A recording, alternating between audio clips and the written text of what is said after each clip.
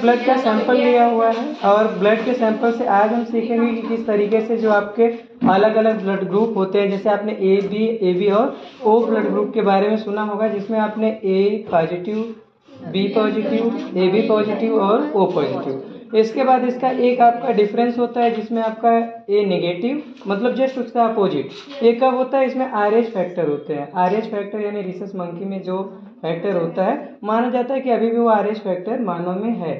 तो अगर जिसका पॉजिटिव आता है तो ये हम मानते हैं कि आरएच फैक्टर है, जिसमें नहीं आता उससे हम नेगेटिव मानते हैं। तो मैंने ब्लड लिया हुआ है और मेरे पास केमिकल भी है जिसमें मैं ब्लड को सर्च करूंगा कि कौन सा इसका ब्लड ग्रुप है। तो मैं सबसे पहले इसको अलग करता हूँ।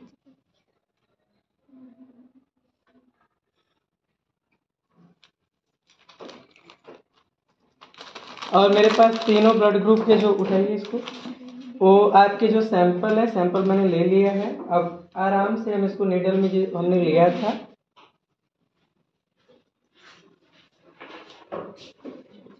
इसके लिए आपका ट्यूब आता है, उससे भी ड्रॉपर से करते तो ज़्यादा बेटर रहता है, ज़्यादा गिरने के चांसेस नहीं रहते।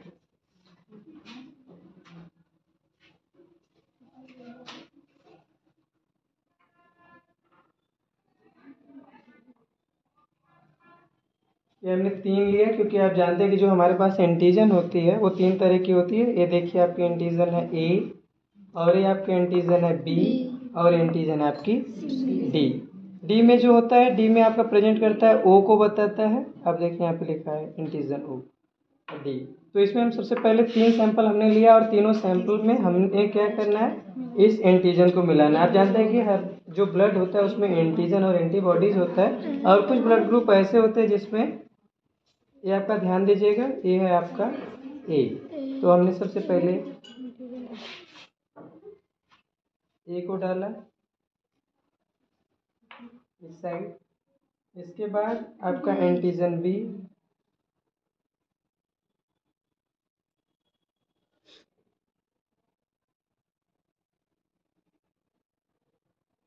बी को हमने मिक्स किया। और इसके बाद जो डी होता है,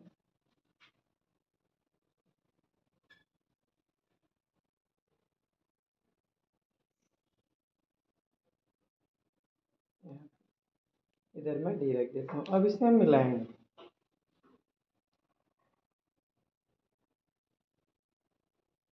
देखिए इसमें स्प्लिटिंग हुई।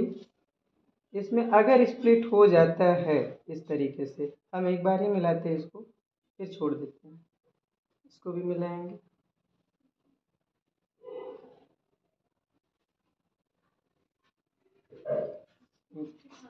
ये दूसरा हो गया हमारा, और ये डी।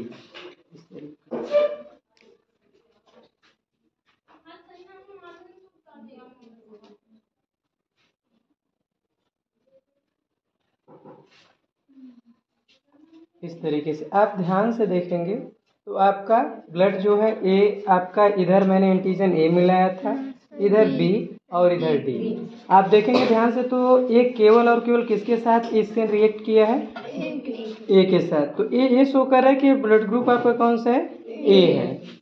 ये तो श्योर है। इसमें क्या है आपका, ए डी है। अगर डी के साथ भी ये होता तो हम कहते हैं कि ए पॉजिटिव है। लेकिन इसमें देखिए ध्यान से, अगर आप स्लाइड को देखेंगे तो इसमें कहीं भी किसी भी तरीके का रप्चर नहीं हुआ है, ठीक उसी तरीके से बना हुआ है जैसे कि ब्लड पहले था।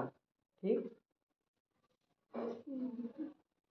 इस तरीके से फटेगा, अगर रहेगा तो इस तरीके से आपका फट जाएगा। तो ये आपका शो कर रहा है कि आपका क्या, ये निगेटिव है। अगर इसके साथ डी वाला भी फटा होता तो हम कहते हैं ये पॉजिटिव है। जबकि आप ध्यान से देखेंगे तो इसमें थोड़ा सा ब्रेकिंग तो हुई है, थोड़ा बहुत, हाँ थोड़ा सा इसमें ब्रेकिंग लेट हुई है।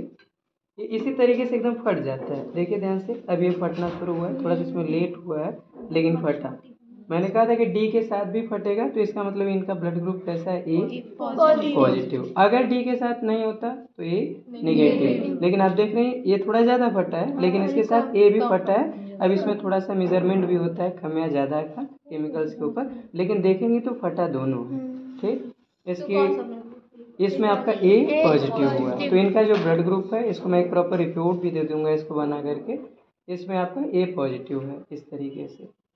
तो अगर मान लीजिए बी के साथ अगर ऐसा हुआ होता, ए के साथ नहीं हुआ होता, बी के साथ बी वाला फटता और ए वाला, तो बी पॉजिटिव हो जाता। अगर बी के साथ ये नहीं फटता तो बी नेगेटिव हो जाता। अगर मान लीजिए तीनों के साथ नहीं फटता तो ओ नेगेटिव हो जाता। ठीक, अगर इसमें ओ के साथ फट जाता और ए बी के साथ नहीं फटता तो क्या हो जाता आपका ओ पॉजिटिव हो जाता। अगर आपका मान लीजिए ए और बी दोनों के साथ फट जाता लेकिन ओ के साथ नहीं फटता तो हम क्या कहते ए बी नेगेटिव। अगर ए और बी और सी तीनों में डी तीनों में फट जाता तो हम कहते ए बी पॉजिटिव। ये हमारे जो ब्लड ग्रुप होते हैं इस हिसाब से देखिए, आप ध्यान से देखेंगे तो इसमें दोनों एकदम क्लियरली आपको दिखेगा कि ब्लड ग्रुप ए और साथ में डी वाला जो एंटीजन है ए भी फटा, वैसे हम ओ काउंट करते हैं। ठीक, तो ये हमने इसका लिया। अभी इस तरीके से आपका पूरा होता है। अभी मैं जब इसमें आपके जो अलग अलग ब्लड सेल्स होती हैं, जैसे आपका मैंने ब्लड के कंपोजिशन में बताया था कि RBC, WBC, प्लेटलेट और प्लाज्मा, ये सारी चीज़ों को मैं ऐसे ही आपका अलग अलग टॉपिक में बताता रहूँगा। आज मेरा जो टॉपिक था ब्लड ग्रुप का था। मैंने आपके ब्लड ग्रुप में बताया कि किस तरीके से ब्लड ग्रुप को, अगर आपके पास एक केमिकल रहे तो आप भी इसे आसानी से कर सकते हैं, लेकिन थोड़ा सा ध्यान नहीं देना। मैं इम्प्रॉपर तरीके से मैं केवल नीडल के साथ आया था, आपके साथ नीडल होनी चाहिए, कॉटन होना चाहिए, स्प्रिट होना चाहिए, जिससे कि अगर ब्लीडिंग वगैरह ज़्यादा होने लगे तो उससे हम रोक सकें। ठीक है, धन्यवाद।